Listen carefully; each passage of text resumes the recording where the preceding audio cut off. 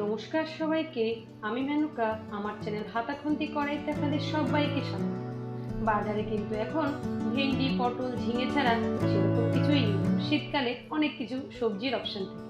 এখন কিন্তু এটাই হচ্ছে বাজারের সমস্যা যে অল্প কিছু সবজি থাকে। যারা ভেন্ডি খেতে পছন্দ করেন না তারাও যদি এইভাবে আমার এই ভেন্ডিটা বানান তারা কিন্তু খেতে পছন্দ করবেন। আর যারা ভেন্ডি খেতে ভালোই বাসেন তারা একবার প্লিজ এভাবে বানিয়ে দেখবেন।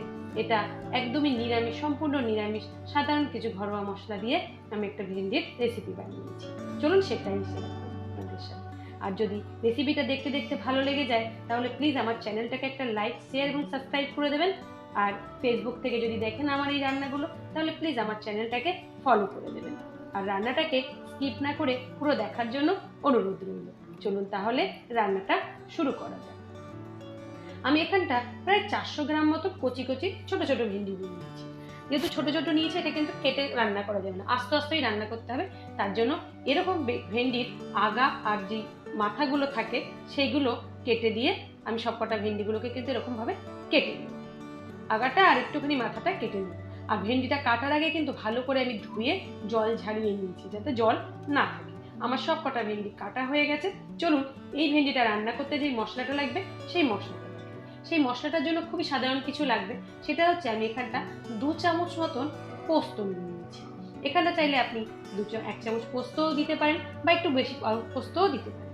আমি 2 চামচ পোস্ত নিয়েছি। আর ঠিক ওই চামচেরই 1 চামচ নিয়েছি কালো সর্ষে। কালো সর্ষেতে যদি আপত্তি থাকে এখানটায় হলুদ যে সর্ষেটা হয় সেটাও নিতে পারেন। ব্যাস, অনেক বলেন সর্ষে মিক্সিতে বাটলে তিতো হয়ে যায়।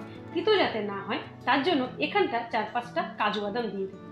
আর প্রয়োজন মতন ঝাল দিলাম, ঝালটা একান্তই আপনি আপনার মতন করে দিন। আমি একটা মিক্সির জারে এটাকে আগে শুকনোই আমি আগে একটুখানি ঘুরিয়ে নেব, তাতে পোস্তটা খুব সুন্দর কিন্তু বাটা হয়। আর যদি আগে জল দিয়ে দিয়ে দেন তাহলে কিন্তু পোস্ত বাটতে একটু সময় লাগে। তার জন্য এটার পেস্টটা যাতে ভালো হয় আমি আগে ঘুরিয়ে নিয়েছি।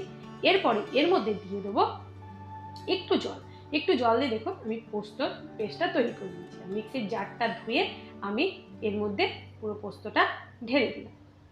ব্যাস, এইবার আমার ভেন্ডিটা তৈরি করতে হবে। ভেন্ডিটা এর মধ্যে আমি দিয়ে দেবো স্বাদ অনুযায়ী নুন। আমি 1/2 চামচ মতন দিয়েছি, আপনাদের কম বেশি হলে একটু কম বেশি করে নেবেন। এর মধ্যে দিয়ে দেবো হচ্ছে 1/2 চামচ লঙ্কার গুঁড়ো। আর এর মধ্যে এখনই দিয়ে দেবো 1/2 চামচ মতো হলুদ গুঁড়ো। নুন 1/2 চামচ, হলুদ 1/2 চামচ, আর লঙ্কার গুঁড়ো 1/2 চামচ। আর দিয়ে দেবো এখানটা 1 চামচ মতো বেসন। বেসনটা যদি না থাকে একটুখানি ময়দা বা একটুখানি চালের গুঁড়ো দিয়ে দিতে পারেন। আর দিয়ে এইবার হাতে একটুখানি জল নিয়ে আমি এই ভেন্ডিটার উপরে এরকম ছিটিয়ে মেখে নেব।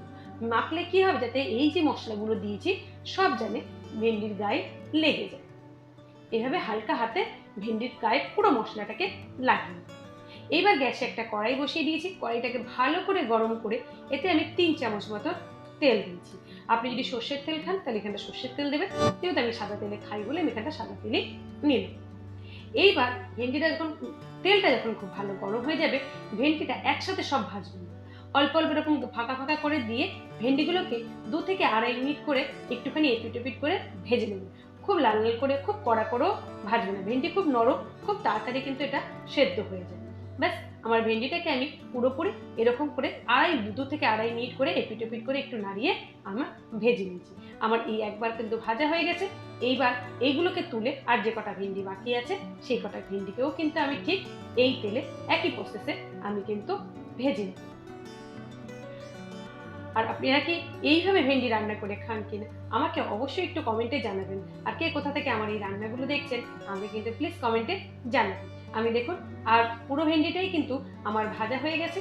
এইবার আমি এই ভেন্ডিগুলোকে এইভাবে তুলে নেব। আর এই যে তেলটা বেঁচে আছে সেই তেলটা দিয়ে কিন্তু আমার রান্না হয়ে যাবে। তেলটা যদি আপনাদের কাছে বেশি মনে হয় একটু কমিয়েও নিন। কমপ্লিট ভেন্ডি ভাজা। এইবার চলুন ভেন্ডির গ্রেভিটা কিভাবে তৈরি করব। আমি তেলটাকে একটু ঠান্ডা করে এর মধ্যে দিয়ে দিয়েছি 1 চামচ কালো জিরে। কালো জিরেটা দিয়ে একটুখানি আমি আগে এটাকে একটু নাড়িয়ে চাড়িয়ে একটুখানি ভেজে নেব। যখন জিরের ফোড়নের যে গন্ধটা বেরোবে ততক্ষণ আমি এটাকে একটুখানি নেড়ে চেড়ে নেব। এই পর্যায়ে আমি এর মধ্যে দিয়ে দেবো 1 চামচ মতো লঙ্কার গুঁড়ো, যে লঙ্কার গুঁড়োটা আমরা রেগুলার খেয়ে থাকি সেটা। আর এখানটা দিয়ে দেবো হচ্ছে ঠিক 1 চামচ মতো হলুদ গুঁড়ো। এখানটা কিন্তু সেরকম আর কোনো মশলাই পড়ে না। এইবার এটাকে একটু নাড়াচাড়া করে নেবো, আর গ্যাসের ফ্লেমটাকে এখানটা কমিয়ে রাখবেন, পুড়ে যেতে পারে, তাহলে তরকারির রঙটা কিন্তু বাজে হয়ে যায়। আর এখানটা আমি একটা টমেটো কুচিয়ে দিয়ে দিয়েছি। টমেটো কুচিয়ে দিয়ে চিন্তা করার কিছু নেই, টমেটো কিন্তু তাড়াতাড়ি সিদ্ধ হয়ে যাবে। আর টমেটো সিদ্ধ হওয়ার জন্য আমি এখানটা একটুখানি দিয়ে দেবো হচ্ছে নুন। নুনটা দিয়ে দিলে কি হবে, টমেটো কিন্তু খুব তাড়াতাড়ি সেদ্ধ হয়ে যাবে। নুনটা দিয়ে দিয়েছি। নুনটা দিয়ে আমি একটুখানি নাড়াচাড়া করে এটাকে কিন্তু আমি 2-3 মিনিটের জন্য একটুখানি ঢেকে রেখেছি। দেখুন টমেটোটা কিন্তু গলে গেছে। অনেক সময় ভাবে যে টমেটোর সব তেলের মধ্যে আগেই তো তেলে লঙ্কার গুঁড়ো দেওয়া হয়ে গেছে, হলুদ, টমেটো তো গলবে না, কিন্তু না, টমেটো দিয়ে একটু নুন দিয়ে একটু ঢেকে দেবেন, দেখবেন টমেটো গলে গেছে। আমার দেখুন টমেটোটা কত সুন্দর গলে গেছে। আর এখানটা যদি লঙ্কার গুঁড়ো আপত্তি থাকে তাহলে দেবেন না, লঙ্কার গুঁড়োটা দিলে একটু তরকারির রঙটা সুন্দর হয়, তাই দেওয়া। আর এইবার আমি যে মশলাটা বেটে রেখেছি সেই মশলাটা এর ভিতরে, যে পেস্টটা পোস্ত, সর্ষের, কাজু বাদাম বা কাঁচা লঙ্কা দিয়ে পেস্টটা বেটে রেখেছি, সেই পেস্টটা আমি এর মধ্যে পুরোটা দিয়ে দিই। দিয়ে একটুখানি ভালো করে ভেজে নেবেন, ভেজে নিয়ে কষিয়ে নেবেন আর কি মশলাটাকে। এই পর্যায়ে আমি দিয়ে দিয়েছি 1 চামচ মতো চিনি।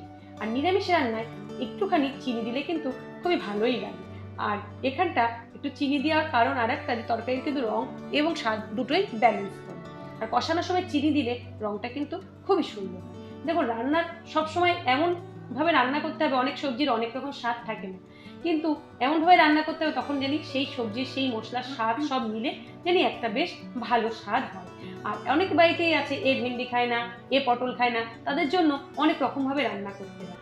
তাই জন্য এমন একটা কিছু রান্না করুন যেটা কিনা খুবই স্বাদের হয়, যাতে সবাই খায়, আপনারও তাইলে খাটনি কমে যাবে। আমি জল দিয়েছিলাম 1/2 কাপ মতন, দিয়ে এটাকে 2-3 মিনিট ফুটিয়ে নিয়েছি। ফোটানোর পর যেই ঝোলটা একটু গাঢ় হয়ে আসবে তখন এটার মধ্যে ভেন্ডিটা দিয়ে দেবেন। ভেন্ডিটা দিয়ে বেশিক্ষণ কিন্তু রান্না করবেন না, কেননা ভেন্ডি এমনিতেই ভাজার সময় ভেন্ডি কিন্তু অর্ধেক সেদ্ধ হয়ে যায়।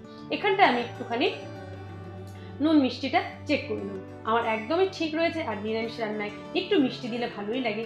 আর যদি আপনি একান্তই মিষ্টি খেতে পছন্দ না করেন তাহলে মিষ্টিটা আপনি অ্যাভয়েডও করতে পারেন। ব্যাস, এবার দেখুন রান্নাটা কত সুন্দর হয়ে এসছে। এটা একটু গামাখা একটু গেভি হয়, এটা দিয়ে ভাত খেতে খুবই অসাধারণ লাগে। আপনি চাইলে এটা দিয়ে রুটি, পরোটা সব ভালো লাগে কিন্তু খেতে।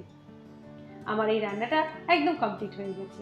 আপনাদের আমি এখন কিন্তু আমি এটাকে এর কমপ্লিট হওয়ার আগে এর উপর দিয়ে আমি 2-3টে কাঁচা লঙ্কা চিড়ে এর উপর দিয়ে দেবো, আর কিছুটা কুচনো ধনেপাতা দিয়ে দিয়েছি। ধনেপাতাটা অপশনাল, যদি ঘরে থাকে দেবে, আর যদি একান্তই না থাকে কাঁচা লঙ্কা দিয়ে এভাবে ঢেকে একটুখানি রেখে দেবেন, তাতে কিন্তু পুরো গন্ধ, এটা স্বাদ খুব সুন্দর হয়।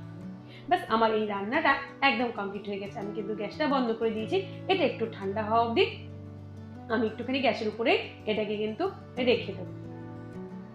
দেখুন আমার রান্নাটা কেমন হয়েছে। যদি আমার এই রান্নাটা ভালো লাগে তাহলে প্লিজ আমার চ্যানেলটাকে কিন্তু একটা লাইক, শেয়ার এবং সাবস্ক্রাইব করে দেবেন, বন্ধু বান্ধবকে শেয়ার করে দেবেন। আর অনেক ভালো থাকবেন, সবাই সুস্থ থাকবেন, হাতাখুন্তি কড়াইয়ের সাথে থাকবেন।